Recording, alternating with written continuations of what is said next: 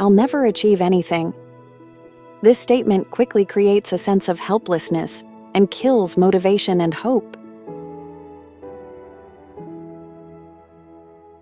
Everything is my fault.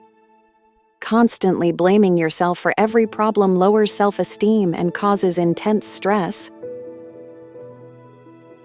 Today will be a disaster, just like always. Negative predictions about your day set your mind up to expect bad outcomes and drain your energy. I'm not good enough. Believing you're not worthy or capable destroys confidence and holds you back from progress. It's too late to improve. This mindset stops growth and effort, leaving you stuck in a state of hopelessness. Replace these thoughts with positive and constructive ones to improve your mindset and your day.